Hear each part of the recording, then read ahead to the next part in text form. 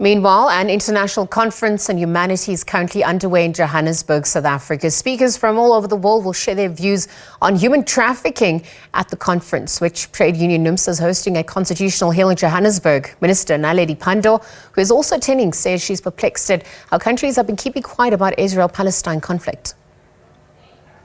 I begin by saying the world is a very troubled place, and I don't want us to pretend that it is easy. It's not. We are faced with a very challenged world. I realized this when in 2021 I was sitting in a summit of the Executive Council of the African Union, and it was whispered to me that the African Union Commission chairperson had issued an invitation to Israel to become an observer at the African Union. Imagine my horror. I decided at that moment that I would raise my arm and would propose that this decision be rescinded. I walked around the room seeking supporters. Of the 54 nations, I got 3. And I include SADC in that. But I said, nevertheless, this is not going to happen. I therefore lifted my arm and said I wish to table a matter. I have learnt of this, and as South Africa we object to it, and it must not be implemented. We want our leaders to discuss it. And we will never accept it as South Africa, and while we appreciate the role that the Organization of African Unity played in us achieving our freedom as South Africa, this decision of the AU Commission chairperson will make us consider whether we can be present in the African Union. I thought I would get support from many of the countries gathered in the room. But what I discovered is that countries that are oppressors, that continue to be colonial occupiers, are using financial muscle to provide grant and aid to African countries and secure the depoliticized support of African countries for these oppressive nations. Among them are Israel and Morocco. They're playing a very negative role in Africa. And comrades, I'm being frank here because you in this room, you are supposed to be trade union leaders, many of you, or you lead progressive organizations, and you are failing in your duty to convince governments in Africa and all other countries of the South that they cannot tolerate such situations. It can't be left to us as members of government to be the ones that take up these issues with no word from progressive organizations. This is intolerable and cannot continue. So I'm hoping out of this conference that you are going to decide, rise up, rise up, rise up. Don't say what's Comrade Naledi doing. That decision on Israel hasn't been implemented, and it won't be while I'm still there. But what are you going to do? You should be talking to all progressive unions worldwide. The unions in the United States of America, weak or strong, should be making it clear to President Biden they don't appreciate his statement, which has led to the slaughter we are seeing today. The union movement in the United Kingdom should be doing the same. So staying with that issue at this hour, Palestine activist Leila Khaled says they will never give up on their quest for freedom. She says the people of Gaza are suffering as Israel's intensified the bombardment of the enclave. The veteran Palestinian activist is one of the main speakers at the NUMSA's international conference focusing on challenges facing the world. Now, Khayelihle Khumalo joins us from Constitutional Hill to discuss further. Khaya, good afternoon.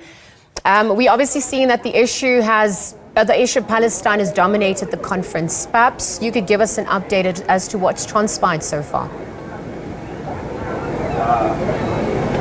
Well, very much so, Liesl. That has been really a talking point here at the Khayelihle, as NUMSA's international conference really is focusing on a myriad of international challenges. And we do know that the Middle East question really was bound to be a very key issue, where the main speakers really have just been so expressive in terms of their support for their predicament facing the people of Gaza in particular, where also the humanitarian catastrophe is really exacerbating in light of the very heavy bombardment of that enclave. But also in the main, Lisa, really a lot of the speakers here sharing their very sentiment about the current situation, calling for the cessation of hostilities, but also really just making a clarion call to the international community not to be silent on this particular issue, especially because a lot of people really do talk about the concept of territorial integrity and saying it's quite important, Liesl, especially also another raging conflict in Ukraine, where also there is also now a very great deal of concern about all these issues really facing the world. Kaya, thank you for that update, because early on we also heard International Relations and Cooperation Minister Naledi Pandor speaking at length about South Africa's position on Palestine. Perhaps you could reflect some of the sentiments that emerged on that front. Well, very much so, Liesl. Minister Pandor was very quite vociferous about South Africa's position in this particular conflict, also reiterating South Africa's support for Palestine. We do know that South Africa really has been calling for the humanitarian corridors for the aid to go through.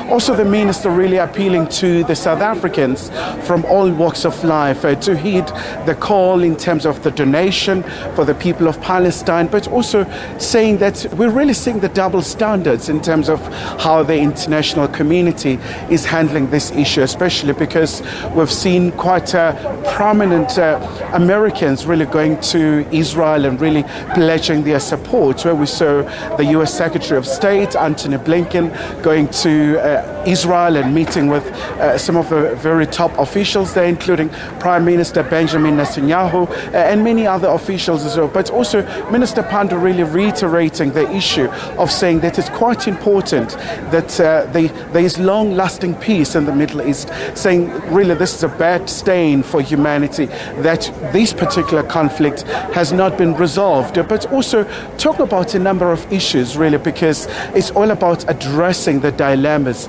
that are facing humanity, the issues internationally, the transformation of the financial architecture, talking about the International Monetary Fund, saying that it's quite important for these institutions to be reformed, especially because we do know that when it comes to the terms and conditions for their loans, a lot of African countries really are suffering in terms of the interest rates. Kaya, we know that Palestinian activist Leila Khaled is there, but who else are some of the international guests that have come to attend this event?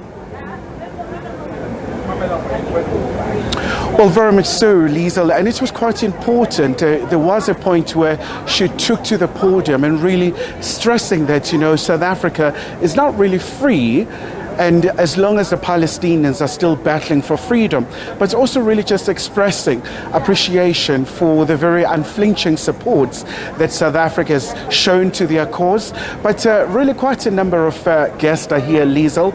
You have representatives from Latin America. You also do have some guests from the US who are really talking about really the issues of making sure that the dilemmas that are facing the globe should be addressed, and also coming at a very critical time where there is polarization, where Global South is trying to amplify its struggles, calling for the inclusion in so many international fora, but also quite a very important experience for NUMSA as they really just seek to re-establish the very socialism internationally as a very important ideology in addressing all these challenges that are facing the globe. Kaya, thank you for that update. We'll leave it there for now and continue to monitor developments. Khayelihle Khumalo joining us from Constitutional Hill. Just bring us the latest there as NUMSA's international conference gets underway. It focuses on some of the challenges facing the world, including the dilemmas of humanity.